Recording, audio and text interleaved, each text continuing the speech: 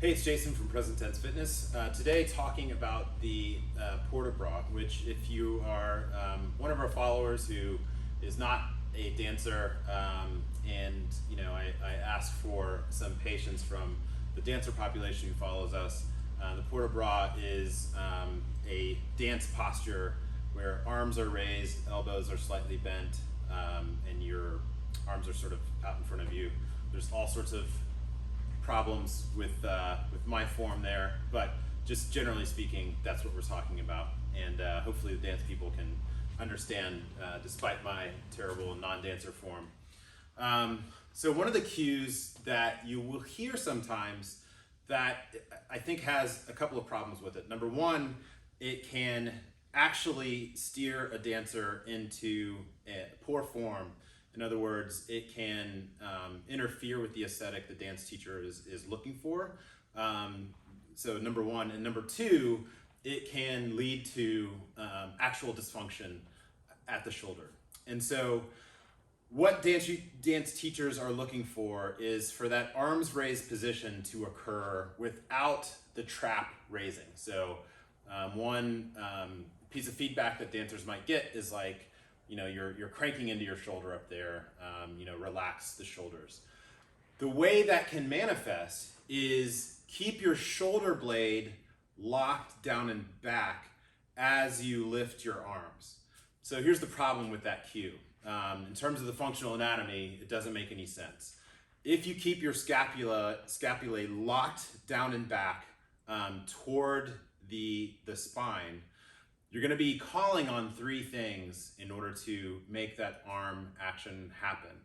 The pec minor, the levator, scapulae, or the upper trap, which is exactly what we're not looking for in terms of the aesthetic of that posture. So what we want to do is we want to make sure that a dancer has access to their serratus anterior. The muscle that is responsible for helping to pull the shoulder blades around the rib cage. There's a rhythm between your scapula and your humerus. Scapula, shoulder blade, humerus, big bone in your upper arm.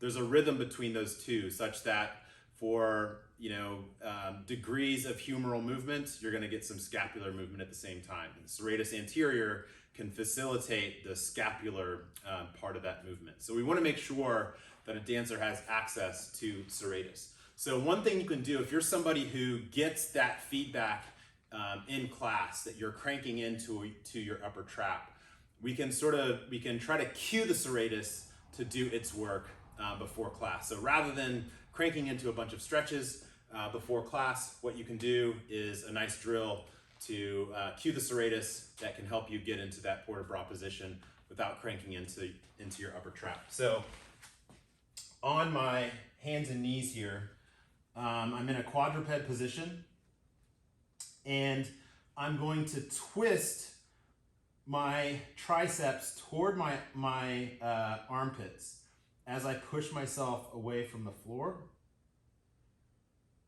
and then I come back down. And then I repeat, twist and push.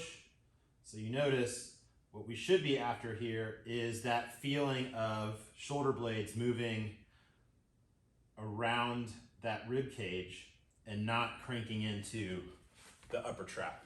So that cue, if you're a dancer and you've gotten that feedback in your port bras, if they're saying like lock your shoulder blades down and back because your teacher's upset that you're getting into your upper trap, you're gonna have to translate that. Obviously don't say this to your teacher, but in your head, actually your shoulder blade needs to move a little bit, facilitated by the serratus anterior to get your arms into that position, and that'll help you avoid the upper trap. So give that a shot, try out the activation drill before your next class.